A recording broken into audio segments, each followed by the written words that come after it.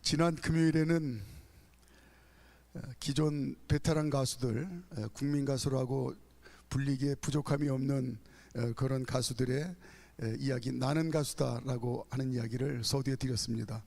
오늘은 서바이벌 공개 오디션에 이제 대명사로 여겨졌던 슈퍼스타 K, 이제 기억하실 줄로 압니다. 그 중에 가장 인상 깊었던 우승자를 꼽으라 하면은 아마 대부분의 분들이 시즌 2에서 우승한 허각, 장안의 화제가 됐었죠. 인생 역전의 드라마를 쓴 주인공으로 이제 많은 사람들이 그렇게 이야기를 했습니다. 허각은 어린 시절 부모님께서 이혼하는 바람에 쌍둥이형 허공하고 이제 아버지와 함께 그렇게 살았다고 합니다. 근데 어려운 가정 환경 때문에 중학교를 중퇴하고 그 어린 나이 때부터 환풍기 수리공으로 그렇게 생활전선에 나서야 됐다고 그래요. 그런데 노래를 제법 잘해서 기회가 있을 때마다 행사장에서 노래를 불렀다고 합니다. 그런데 어느 날 인생 대박을 꿈꿀 수 있는 기회가 찾아왔고 여기에 도전합니다. 서바이벌 공개 오디션에서 우승만 하기만 하면 그 당시에 현금 2억 원, 그리고 자동차, 앨범 제작 지원들을 통해서 가수의 꿈을 이룰 수 있는 인생 역전의 기회를 이제 얻을 수가 있었던 거죠. 134만 대 1의 치열한 경쟁을 뚫고 우승하면서 많은 사람들의 부러움이 대상이 되었던 이 일을 우리가 알고 있습니다. 자, 제가 왜 이 말씀을 드리냐면 오늘 본문에 예수님과 함께하는 제자들의 이야기가 나오는데 이 제자들이 당시에는 정말 혈기왕성한 젊은 사람들이었죠. 이 제자들도 당시에 인생 대박을 꿈꾸는 평범한 젊은이들이라는 사실을 우리가 기억을 해야 됩니다. 제자들이 이제 기회가 돼서 예수님을 따라다니는데 가장 가까이에서 예수님의 말씀을 듣습니다. 그리고 두 눈으로 똑똑히 예수님의 행하시는 기적을 보게 돼요. 예수님의 말씀을 한마디 한마디 듣고 눈으로 예수님이 행하시는 기적을 볼 때마다 어떤 확신이 드냐면 저분 때문에 우리가 반드시 인생 역전을 이룰 수 있겠다라고 하는 그런 확신이 점점 들게 되는 겁니다. 예수님은 제자들의 눈에 어떻게 확신이 되었느냐면 저분은 분명히 하늘로부터 특별한 능력을 받으신 분이 분명하다. 그리고 이 정도의 능력이면 이 무시무시한 로마 군대를 한순간에 몰아내고 얼마든지 이스라엘의 왕이 될 수 있다고 이들은 확신을 했어요. 그들의 듣고 본 것이 예수님의 그 능력이 얼마든지 그렇게 할 수 있다고 하는 사실을 이들이 믿었습니다. 나중에 예수님께서 로마 군대에 붙잡히시고 죽기 일보 직전에 그때 제자들에게 말씀하셨죠. 너희가 생각한 것이 맞다. 너희 생각대로 내가 이 로마 군대를 일순간에 다 몰아내고 내가 이스라엘의 왕이 어찌 되고자 하면 될 수 없었겠느냐. 그러나 나는 이 일을 위해서 온 게 아니다 라고 죽기 직전에 예수님이 제자들에게 말씀을 하셨습니다. 그러니까 지금 애초에 제자들이 예수님을 따라다니던 그 확신이 하나도 틀린 게 아니에요. 예수님께서 독립한 이스라엘의 왕이 되면 지난 약 500년간의 이 처절한 식민 생활을 끊어버리고 이제는 독립한 이스라엘의 왕이 되기만 하면 자신들은 당연히 1등 공신이 됩니다. 하루아침에 인생 대박이 나는 거예요. 인생 역전을 이룰 수 있는 겁니다. 그래서 베드로는 가끔씩 자기 공로를 예수님께 확인을 시키죠. 예수님, 저를 잊으시면 안 됩니다. 자, 우리가 잘 알고 있는 말씀인데 마태복음 19장 27절, 베드로는 가끔씩 자기 공로를 예수님께 확인을 시킵니다. 마태복음 19장 27절 나오죠. 예, 시작. 이에 베드로가 대답하여 이르되 보소서, 우리가 모든 것을 버리고 주를 따라 싸운데 그런즉 우리가 무엇을 얻으리이까? 예, 이 사람들이 바보입니까? 저와 여러분들이 인생 경험을 하면 할수록 이 세상에 다 사람은 똑똑합니다. 제자들이 바보라 다 버려두고 예수님을 따라다닌 게 아니에요. 가족들이 엄청 욕을 하죠. 정신 나간 짓을 한다고. 그러나 속으로 칼을 갈았을 겁니다. 조금만 기다리시오. 나 때문에 가문이 일어날 거예요.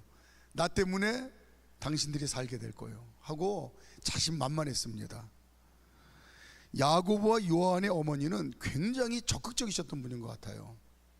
아예 노골적으로 청탁을 하시죠. 자, 마태복음 20장 20절 21절. 이 청탁하는 마음의 중심을 보세요. 확신이 있는 겁니다. 시작. 그때에 세베대의 아들의 어머니가 그 아들들을 데리고 예수께 와서 절하며 무엇을 구하니 예수께서 이르시되 무엇을 원하느냐 이르되 나의 이 두 아들을 주의 나라에서 하나는 주의 우편에 하나는 주의 좌편에 앉게 하소서. 저 천국을 얘기를 하는 게 아니에요. 여기서 하늘나라는, 주의 나라는 당신이 왕이 되면 이 얘기입니다. 당연히 우리 아들 하나는 좌편에 우편에, 예, 국무위원, 지금으로 말하면 장관, 총리는 당연히 이제 주셔야죠. 이 얘기입니다. 그때에 20절 보면 그때에는 20장 그 앞에 17절에 무슨 얘기가 나오냐면 예수께서 예루살렘으로 올라가려 하실 때에, 예수님께서 예루살렘에 입성할 때에 제자들은 무슨 확신이 됐냐면 이제는 때가 이르렀다. 예수님이 거사를 행하실 혁명의 때가 이르렀다라고 확신을 한 겁니다. 그때 때가 이르렀다고 확신했을 때에 야고보 요한의 어머니가 이제 예수님께 직접적으로 노골적으로 청탁을 하는 거예요. 곧 당신이 왕이 되면 우리 아들들 분명히 그럴 자격이 있습니다라고 눈도장을 찍는 겁니다. 자, 어느 날 예수님께서 제자들에게 물으시죠. 너희는 나를 누구라고 생각하느냐? 이때 제자들의 마음이 다 똑같아요.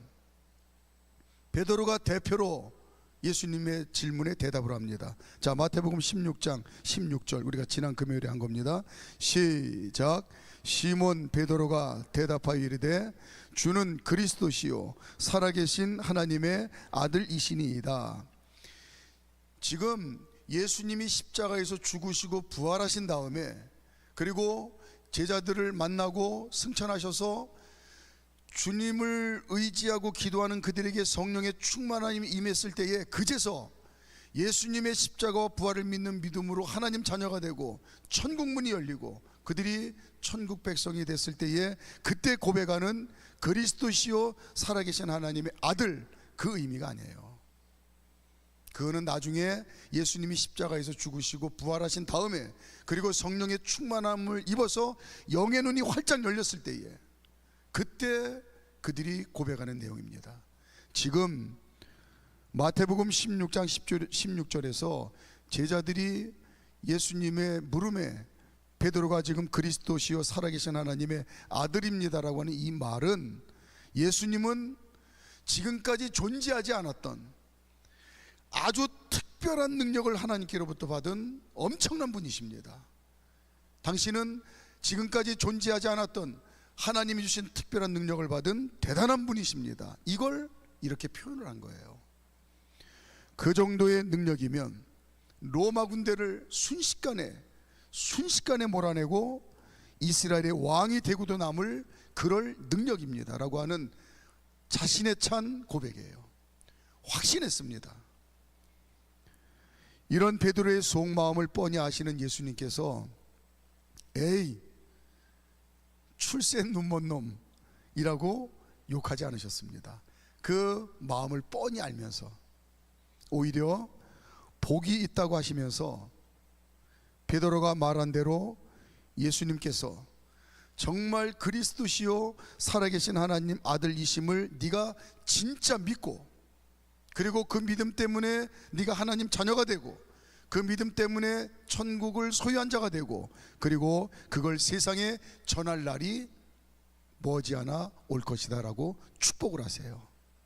예, 그 속마음을 뻔히 알면서도 에이 출세의 눈이 먼 놈 이러고 내치지 않으시고, 지금 내가 고백한 그 고백이 진짜 믿음이 돼서 나를, 이 복음을 세상에 전하는 그렇게 축복된 삶을 살 날이 곧 올 거다라고 이야기를 해주십니다.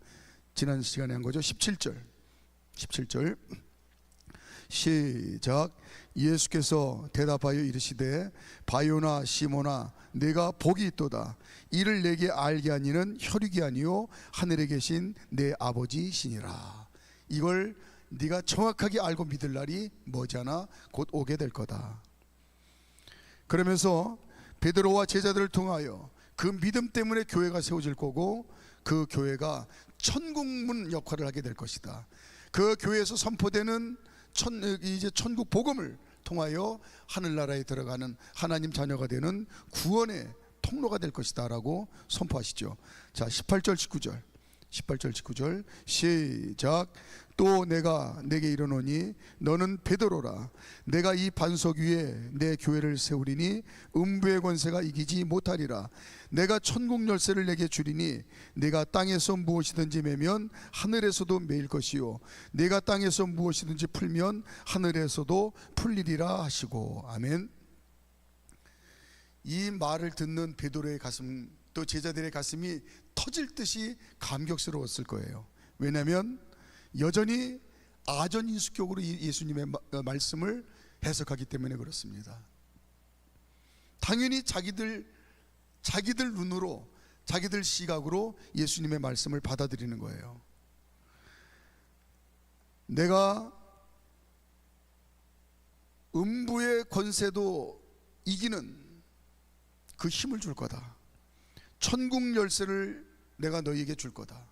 너희가 땅에서 무엇이든지 매면 하늘에서도 매일 거고, 땅에서 무엇이든지 풀면 하늘에서도 풀리리라. 이게 하늘나라 이야기로 듣는 것이 아니라 왕이 돼서 절대 권력을 휘둘릴 수 있는 그럴 힘을 내가 너희에게 줄 것이다 라고 이렇게 아전인수격으로 해석을 해요. 제자들은 예수님의 진짜 이 말의 의미를 지금 모릅니다. 교회가 무엇인지도 몰라요. 오히려 예수님께서 독립된 이스라엘 왕이 되셔서 세상을 호령할 권세를, 말 한마디로 날아가는 참새도 떨어뜨릴 수 있는 그럴 권세를 제자들에게 주시겠다고 하는 약속의 말씀으로 이해를 해요. 자기식으로 받아들이는 겁니다. 이런 제자들의 마음을 잘 아시는 예수님께서 절대 지금 내가 너에게 한 이야기를 다른 사람들에게 이야기하지 말라고 당부를 하시죠. 20절 말씀, 20절 시작.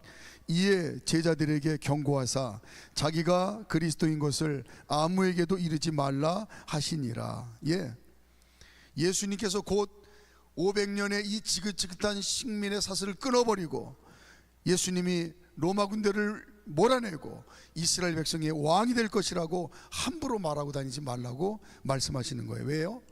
제자들이 생각하는 그런 거 아니라는 얘기입니다. 그거 아니야.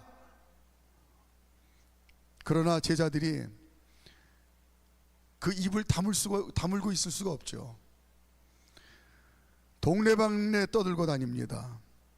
예수님께서 이 나라를 곧 독립시키실 거다. 예수님께서 로마 군대를 몰아내고 왕이 되실 것이다. 이제 곧 해방의 날이 온다. 그래서 예수님께서 예루살렘에 입성하실 때에 수많은 사람들이 호산나를 외쳤어요. 왕으로 오시는 일을 환영한다는 겁니다. 당신 때문에 새 세상이 올 거를 이제 미리 기뻐하는 거예요. 그 기대가 순식간에 무너지자 그 군중들이 돌변한 겁니다. 천하의 사기꾼 예수를 죽이라고 난동을 부리는 거예요. 속았다고. 헛소문을 퍼뜨린 제자들도 돌 맞아 죽을까봐 다 도망간 겁니다. 이렇게 인생 역전의 꿈에 부풀어 있는 제자들에게 예수님께서 느닷없이 황당한 말씀을 하세요. 그게 오늘 본문 말씀입니다. 언제 풍선이 터지죠? 풍선이 가장 크게 부풀었을 때 풍선이 터집니다. 이제 예수님께서 상상도 못할 크신 능력으로 거사를 치르실 때가 곧 코앞에 임박했다고 그 확신을 가지고 기대감으로 가장 부풀어 있을 때 오늘 예수님이 속 터지는 소리를 하는 거예요. 제자들의 기대감이 가장 최고조에 달했을 때에 예수님이 김 빠지는 소리를 합니다. 얼마 안 있으면 나는 죽는다. 그게 오늘 본문 21절이에요. 자, 21절. 이때로부터 가장 기대감이 가득 차 있을 때, 곧 주의 나라, 곧 예수님이 왕이 되는 때, 곧 우리의 인생에 대박이 나고 인생 역전이 이루는 때가 코앞에 다가왔다고 이들의 기대감이 충만했을 때, 이때로부터입니다. 21절 시작. 이때로부터 예수 그리스도께서 자기가 예루살렘에 올라가 장로들과 대제사장들과 서기관들에게 많은 고난을 받고 죽임을 당하고 제3일에 살아나야 할 것을 제자들에게 비로소 나타내시니, 뒤 이야기가 전혀 제자들이 그동안 확신했던 말과 완전히 반대입니다. 이때로부터 예수 그리스도께서 자기가 예루살렘에 올라가, 여기까지는 맞아요. 일순간에 하늘로부터 받은 능력을 가지고 로마 군대를 몰아내고 왕이 돼서 새 세상을 다스리게 될 거다, 이렇게 돼야 맞는데 이게 웬일입니까? 예수님이 죽는답니다. 예수님이 죽는다는 말은 제자들에게 맑은 하늘의 날벼락과 같은 말이에요. 예수님이 죽으면 모든 게 다 물거품이 됩니다. 닭 쫓던 게 지붕 쳐다보는 꼴이 되고 마는 거죠. 역시 베드로가 제자들의 마음을 모아서 대표로 강력하게 항변을 합니다. 항변, 강력하게 항변을 해요. 예수님, 무슨 그런 끔찍한 말씀을 하십니까? 예수님이 죽으신다니요. 그런 일은 절대로 일어나지 않을 겁니다. 아니, 일어나서도 안 됩니다. 절대로 농담이라도 그런 말씀하지 마십시오. 22절 시작. 베드로가 예수를 붙들고 항변하여 이르되 주여 그리 마옵소서, 이 일이 결코 주께 미치지 아니하리이다. 얼핏 들으면 제자들이 예수님을 위해서 하는 말 같아요. 그러나 실제로는 완전히 반대입니다. 자신들을 위해서 항변을 하는 거예요. 예수님 죽으시면 우리들의 꿈꿨던 모든 것들이 다 허사가 됩니다. 인생 역전, 인생 대박의 꿈이 산산조각나고 맙니다. 지난 우리 3년 동안의 삶이 다 헛된 일이 되고 맙니다. 이런 제자들의 얄팍한 속셈을 아시는 예수님께서 얼마나 인간적으로 생각하면 속상하고 답답하셨겠습니까? 23절 이런 제자들의 속셈을 뻔히 아시는 예수님이 인간적으로 생각할 때 얼마나 속상하셨겠어요. 23절 시작. 예수께서 돌이키시며 베드로에게 이르시되 사탄아, 내 뒤로 물러가라. 너는 나를 넘어지게 하는 자로다. 내가 하나님의 일을 생각하지 아니하고 도리어 사람의 일을 생각하는도다 하시고. 제주는 곰이 부리고 곰을 이용해서 돈을 버는 왕서방이 어느 날 갑자기 곰이 죽는다고 그래요. 그랬을 때 황당한 그런 이제 마음이 예수님의 마음 아니었을까요? 그러나 이런 연약한 인생들의 모습을 예수님이 다 이해하고 받아주십니다. 그렇죠. 그 얄팍한 인생들하고 예수님이 뭘 이걸 다툴 일이시겠어요. 그게 인생인데, 예수님께서 죽으시는 것은 이 세상 모든 사람들을 살리기 위함입니다. 이걸 어찌 지금 이 인생들이 알겠습니까? 자기 눈앞의 현실, 자기 눈앞에 당장 이익, 그게 인간의 한계인데 그 인생들 붙들고 뭘 주님이 옥신각신 하시겠어요? 그거 아니고, 예수님께서 죽으시는 것은 이 세상 모든 사람들을 살리기 위함입니다. 이 세상에 태어나는 모든 사람은 아담과 하와의 이 불순종의 죄를 영적인 유전으로 물려받고 죄인으로 태어납니다. 믿든지 안 믿든지. 해가 동쪽에서 떠서 매일같이 서쪽으로 지는 것처럼 봄, 여름, 가을, 겨울 이 사계절이 순리대로 변화되는 것처럼, 사람이 태어나면 늙고 병들어 죽는 것처럼, 이건 믿고 안 믿고 차원이 아닙니다. 믿고 안 믿고 상관없이 인간은 죄인으로 태어나요. 이 죄는 하나님 없이 살게 하는 무시무시한 힘이 있습니다. 하나님 없이 사는 이 죄가 가장 추악하고 무서운 죄입니다. 아무리 인간이 가장 폼을 잡고 살아도, 뭐 대단하게 뽐내고 자랑할 것이 많은 그런 인생을 산다고 자부해도 거기에 하나님이 없으면 그는 나중에 하나님 심판대 앞에서 가장 추악하고 무서운 죄를 지은 죄인에 불과합니다. 이 죄로 살다가 그 죄 때문에 지옥에 가는 망하는 인생이 되고 마는 거예요. 믿든지 안 믿든지. 예수님께서 이 죄를 대신 갚으시기 위해서 오신 겁니다. 예수님께서 이렇게 대신 죄값을 치러 주셔야만 죄인이 의인이 되는 거예요. 이 길밖에 없습니다. 마귀 종이 하나님 자녀 되는 겁니다. 이 길밖에 없어요. 지옥 백성이, 지옥 갈 인생이 천국 시민이 되는 겁니다. 이 길밖에 없어요. 예수님께서 제자들의 마음을 충분히 이해를 하시죠. 그 마음을 어찌 이해를 못하겠습니까? 인생 역전에서 태어나기는 가난한 어부의 아들로 태어나서, 태어나기는 별 볼 일 없는 흙수저로 태어나서 아무리 발버둥 치고 살아봐야 한계가 분명한 그 인생이 어떻게 해서든지 인생 역전을 이루고 인생 대박이 나서 폼나게 살아보고 싶은 그 간절함을 어찌 예수님이 모르시겠습니까? 잘 압니다. 그게 인간이에요. 그러나 예수님께서 이스라엘의 왕이 되시고 그 덕분에 오늘 제자들이 총리가 되고 장관이 돼서 부귀영화를 누리는 것이, 그게 잠깐 폼나게 살 수는 있어도 그것이 진짜 잘 사는 것이 아니라는 사실을 예수님은 누구보다도 잘 아십니다. 왜? 인생을 지으신 분이기 때문에. 왜?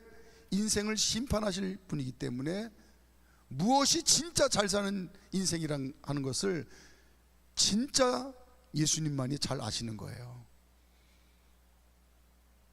파도 한번 지나가면 흔적도 없이 사라지는 모래성과 같은 것이라는 것이, 그것이 오늘 제자들이 꿈꾸는 그런 인생이라는 걸 제자들은 아직 잘 모릅니다. 제자들을 진짜 잘 사는 인생 만들려고, 너희가 지금 기대하고 꿈꾸는 것하고는 비교할 수 없는, 상상도 할 수 없는 정말 잘 사는 인생 만들려고 내가 죽는 거다. 24절 25절 24절 25절 시작. 이에 예수께서 제자들에게 이르시되 누구든지 나를 따라오려거든 자기를 부인하고 자기 십자가를 지고 나를 따를 것이니라.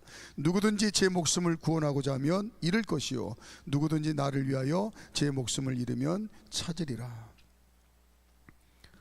제자들을 포함하여 모든 인생들을 살리시려고 예수님께서 죽으시는 거예요. 살리려고 죽으시는 거예요. 예수님 때문에 잘 사는 인생 만들어 주시려고 죽으시는 겁니다. 그 길밖에 없기 때문에. 살리기 위하여 죽으셔야 된다는 이 진리를 인간의 시각으로는 사람의 몸을 입고 오신 예수님조차도 받아들이기가 힘들었어요. 이거는 세상 이치하고는 완전히 반대입니다. 살리기 위하여 죽으셔야 된다는 이 진리를 사람의 몸을 입고 있는 예수님조차도 이걸 받아들이기가 힘드셨어요. 마태복음 26장 38절 39절, 십자가에서 죽으시기 전에 처참하게 처절하게 고민하십니다. 이걸 받아들이기가 너무 힘드셨어요. 시작. 이에 말씀하시되 내 마음이 매우 고민하여 죽게 되었으니 너희는 여기 머물러 나와 함께 깨어 있으라 하시고, 조금 나아가사 얼굴을 땅에 대시고 엎드려 기도하여 이르시되 내 아버지여, 만일 할만하시거든 이 잔을 내게서 지나가게 하옵소서. 그러나 나의 원대로 마옵시고 아버지의 원대로 하옵소서 하시고, 고민이 깊으셨어요. 예수님께서 이 고민을 이기시고 죽으셨기 때문에 우리가 산 겁니다. 예수님은 제자들에게 예수님처럼 살리는 인생 살라고, 너희가 그것을 위해서 부름받았고 그리고 내가 너희에게 부탁한다. 이게 죽으심으로 인하여 제자들을 살리셨고, 그리고 이 세상에 남겨두시면서 부탁하신 말씀이 내가 죽음으로 인하여 너희를 살린 것처럼 너희도 나와 똑같이 그렇게 살아주기를 바란다 라고 부탁을 하셨어요. 예수님은 시범만 보여주신 겁니다. 그리고 제자들에게 뭐라고 격려하시고 힘을 실어 주셨냐면, 나는 시범만 보인 거고 너희는 나보다도 더 많은 이들을 살리는 진짜 멋진 인생, 진짜 값진 인생을 잘 살 수 있을 거야 라고 격려하시고 떠나셨습니다. 요한복음 14장 12절 시작. 내가 진실로 진실로 너에게 이르노니 나를 믿는 자는 내가 하는 일을 그도 할 것이요 또한 그보다 큰 일도 하리니 이는 내가 아버지께로 감이라. 예수님 죽으시면 제자들의 인생이 끝장날 줄 알았는데, 예수님 말씀처럼 예수님께서 죽으심으로 제자들이 이 세상에서 가장 복된 인생을 살게 되었습니다. 가장 위대한 승리의 삶을 살게 되었어요. 지난 2000년 동안 온 세상에 그 이름이 찬란하게 빛나는, 아니 주님 다시 오시는 날까지 그 이름 영원히 찬란하게 빛나는, 아니 저 천국에서조차 가장 찬란하게 빛나는 위대한 축복의 인생을 살게 되었습니다. 이들이 꿈꿨던 아무리 큰 권력을 가지고 있는 총리가 됐다는 할지라도, 아무리 큰 권세를 가지고 있는 장관이 됐다는 할지라도, 지난 2000년 동안 그들의 이름이 온 세상에 이렇게 찬란하게 빛날 수 있었을까요?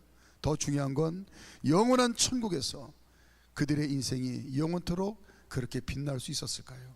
이거는 비교가 안 되는 겁니다. 그 비결은 예수님의 부탁을 그들의 삶의 목적으로, 살아야 될 이유로 삼았기 때문에 그래요. 제자들도 자기를 부인하고 자기 십자가를 지고 예수님을 따랐기 때문에 예수님의 약속대로 가장 위대한 복된 인생을 살게 되었어요. 24절 다시 한번 읽습니다. 24절 시작. 이에 예수께서 제자들에게 이르시되 누구든지 나를 따라오려거든 자기를 부인하고 자기 십자가를 지고 나를 따를 것이니라. 하나님 자녀로 살아가는 저와 여러분들도 누구라도 이 약속의 말씀을 진짜 믿고 제자들이 그랬던 것처럼 오늘 하나님 자녀로 살아가는 저와 여러분들도 이 약속의 말씀을, 이 땅에 사람으로 오신 하나님이 나에게 하신 약속의 말씀임을 진짜 믿고 자기를 부인하고 자기 십자가를 지고 예수님을 따르면 제자들 못지않은 가장 복된 인생, 가장 위대한 승리의 인생을 살 수 있다는 것이 오늘 하나님이 말씀으로 저와 여러분들에게 다시 한번 확인해 주시는 겁니다. 하나님께서는 하나님 자녀들이 복된 인생, 승리하는 인생 살도록 우리를 끊임없이 말씀으로 인도하시는데, 때로는 도저히 이해할 수도 없고 받아들일 수도 없는 말씀하실 때가 많이 있습니다. 인간적으로 생각할 때에, 오죽하면 예수님도 인간적으로 생각할 때 도저히 하나님 이 잔을 할 수만 있으면 내게서 거두어 주십시오. 저와 여러분들이 하나님 자녀로 살 때에 하나님은 분명히 저와 여러분들을 복된 인생, 승리하는 인생으로 이끄시는데 하시는 말씀이 인간적으로는 도대체가 이해할 수도 없고 받아들일 수도 없는 그런 말씀하실 때가 많이 있어요. 그러면 그때 우리는 뭐라고 얘기합니까? 베드로처럼 주여 그리하지 마옵소서, 주여 그리 마옵소서 항변하기 쉽습니다. 주여 그리 마옵소서, 이 마음을 십자가에서 죽여야 나도 살고 남도 살리는 복된 인생, 승리하는 인생 살 수 있다고, 잘 살 수 있다고 오늘 하나님은 분명히 저와 여러분들에게 말씀하십니다. 하나님의 말씀 우리가 붙들고 순종하며 살려고 할 때에 도대체가 이게 아닌 거예요. 그러면 우리 속심령 저 깊은 곳에서 주여 그리 마옵소서 우리는 항변을 합니다. 그러나 이 마음을 십자가에서 죽여야 돼요. 그래야 내가 삽니다. 그래야 나 때문에 남도 삽니다. 그리고 우리 모두가 복된 인생, 승리하는 인생을 잘 살 수 있다고 오늘 예수님이 진리로 저와 여러분들에게 말씀하고 계십니다. 자, 말씀 정리합니다. 찬양단 준비해 주시고요. 하나님 자녀를 가장 복된 인생, 승리하는 인생 살도록 인도하시는 하나님 말씀에 우리는 굳센 믿음을 가지고 절대 순종해야 됩니다. 그러나 우리는 주여 그리 마옵소서, 주여 그리 마옵소서 하나님 말씀에 항변하기 쉽습니다. 주여 그리 마옵소서, 이 마음을 십자가에서 죽이고 자기를 부인하고 자기 십자가를 지고 예수님을 따라야 가장 복된 삶, 승리하는 삶을 살 수 있다고 오늘 확실하게 약속하고 계십니다. 오늘 이 시간 그렇게 더 잘 살아보겠다고 결단하는 그런 기도 하시는 그런 시간 됐으면 좋겠습니다. 하나님께서 육신을 입고 이 땅에서 사셨던 그 예수 그리스도의 공생애의 삶, 그때 그 시대에는 예수님이 이 땅에 발을 딛고 사시던 그 시대에 완전 슈퍼스타였죠. 그래서 많은 무리가 따랐는데 그 사람들의 기대를 예수님은 알고 계셨습니다. 그런데 우리는 이미 그 시대의 예수 그리스도, 그 현장이 아니라 예수님이 진짜 오신 목적 뿐만 아니라 그 이후에 십자가와 영광의 부활까지 정답지를 갖고 있는 사람들이에요. 이미 다 알고 있잖아요. 겨울밤이 깊어갑니다. 그래서 그런지 별빛이 더 겨울밤 별은 밝더라고요. 불암산에서 겨울밤 별을 본 적이 있어요. 이 겨울의 금요 별밤지기 여러분, 우리 옥토 금요 별밤지기 여러분은 어떤 기대를 가지고 오늘 모든 걸 다 뒤로하고 포기하고 이 시간에 나오셨습니까? 내 생각, 내 뜻과 너무나 다른 하나님의 기대의 방법, 내 뜻을 내려놓으라고 하시는 하나님의 방법. 야, 그러면 너 죽을 것 같지? 그게 사는 길이야. 이렇게 말씀하시네요. 너가 먼저 웃어줘. 너가 먼저 손 내밀어줘. 네가 먼저 등 두드려줘. 그게 안 되잖아요. 정말 죽을 것 같이 안 되잖아요. 짜증나. 그것만 아니면 신앙생활 할 것 같은데. 근데 그게 오늘날에 우리가 감당해야 될 주님의 마음이 아니겠습니까? 정말 힘든 거예요. 그런데 주님의 마음을 아는데 안 돼서 힘들잖아요. 그게 죽는 거예요. 우리 죽어봅시다. 이게 십자가의 역설이에요. 죽어라. 그럼 산다. 낮아져. 그럼 주님이 높여줄 거야. 네가 수그리고 들어가. 그게 승리야. 이 역설을 저와 여러분이 예수 그리스도의 뜻대로 살아내기를 기대합니다. 이게 오늘날의 슈퍼스타예요. 이것이 예수님처럼 살아가는 거예요. 그래서 저는 도전을 드립니다. 오늘 내가 먼저 손 내밀어 봅시다. 그러면요, 주님이 야곱과 에서의 관계처럼 싹 그 세월을 없이 하십니다.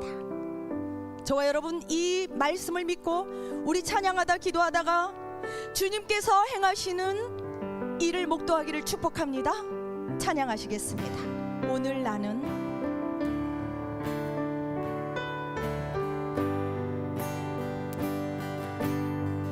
내가 먼저 손 내밀지 못하고 내가 먼저 용서하지 못하고 내가 먼저 웃음 주지 못하고 이렇게 머뭇거리고 있니. 다시 한번 내가 먼저 손 내밀지 못하고 내가 먼저 손 내밀지 못하고 내가 먼저 용서하지 못하고 내가 먼저 웃음 주지 못하고 이렇게 머뭇거리고 있니. 그가 먼저 손 내밀기 그가 먼저 손 내밀기 원했고 그가 먼저 용서하길 원했고 그가 먼저 웃음 주길 원했니. 나는 어찌 된 사람인가. 오 강교한 나의 입술이여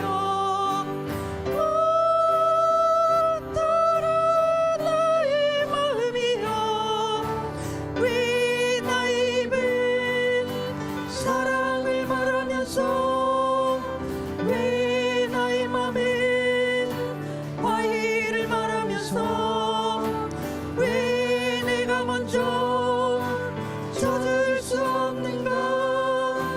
왜 내가 먼저 손해볼 수 없는가.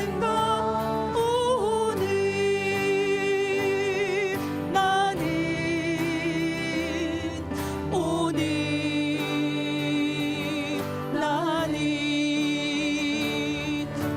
주님 앞에서 몸들 버무리고 이렇게 흐느끼며 서 있네. 어찌할 수 없는 이 맘을 주님께 맡긴 채로 내가 먼저 섬겨주지 못하고 내가 먼저 섬겨주지 못하고 내가 먼저 이해하지 못하고 내가 먼저 높여주지 못하고 이렇게 고집 부리고 있니. 내가 먼저 섬겨주지 못하고 내가 먼저 섬겨주지 못하고 내가 먼저 이해하지 못하고 내가 먼저 높여주지 못하고 내가 먼저 높여주지 못하고 이렇게 고집 부리고 있니. 그가 먼저 섬겨주길 원했고 그가 먼저 이해하길 원했고 그가 먼저 높여주길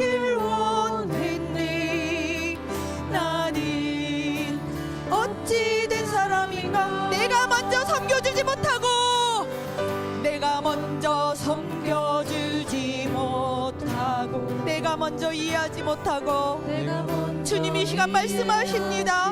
내가 먼저 높여주지 못하고 내가 먼저 높여주지 못하고 이렇게 고집 부리고 있니 그가 먼저 섬겨주길 원했고 그가 먼저 이해하길 원했네. 그가 먼저 높여주길 원했네. 그가 먼저 높여주길 원했네. 이 시간 내 마음을 찢으며 다시 한번 고백합니다. 어찌된 사람인가. 오 추악한 나의 욕심이여, 오 추악한 나의 욕심이여, 오 서글픈 나의 자존심이여, 왜 나의 입은 사랑을 말하면서 왜 나의 맘은 화해를 말하면서 왜 내가 먼저 져줄 수 없는가, 왜 내가 먼저 손해볼 수 없는가.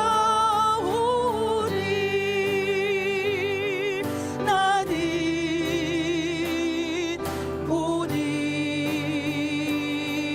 나는 주님 앞에서 몸들고 모르고 이렇게 흐느끼며 서 있니. 어찌할 수 없는 이 맘을 주님께 맡긴 채 눈을 감고 오 추악한 나의 오 서글픈 나의 자존심이여, 오 서글픈 나의 자존심이 왜 나의 입은 왜 나의 입은 사랑을 말하면서 사랑을 말하면서 왜 나의 맘은 왜 나의 화해를 말하면서 화해를 말하면서 왜 내가 먼저 왜 내가 먼저 져줄 수 없는가, 져줄 수 없는가. 왜 내가 먼저 왜 내가 먼저 손해볼 수 없는가. 오늘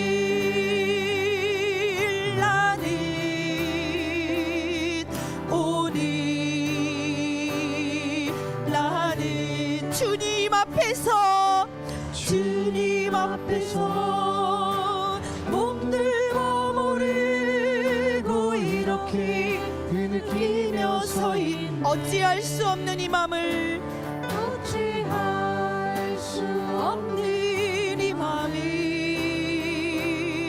주님께 맡긴 채로 이 시간에 우리 함께 주님께 옆에 사람 보지 마세요. 하나님 앞에 온전히 말씀에 비추어 오늘 나 자신이 서기를 고백합니다. 하나님, 얘야 이 문제가 풀려야 하늘에서 풀린다 말씀하는 것이 들리지 않습니까? 왜 내게 아직도 이렇게 매여 있습니까? 내 형제와 화목하고 오거라. 주님의 말씀이 내 마음에 들려진다면 우리 이 시간에 주님 앞에 벌거벗은 마음으로 내 생각, 내 뜻, 내 자존 내려놓고 기도하는 시간 되기를 원합니다. 이 시간 주여 한번 부르고 함께 기도하길 원합니다. 주여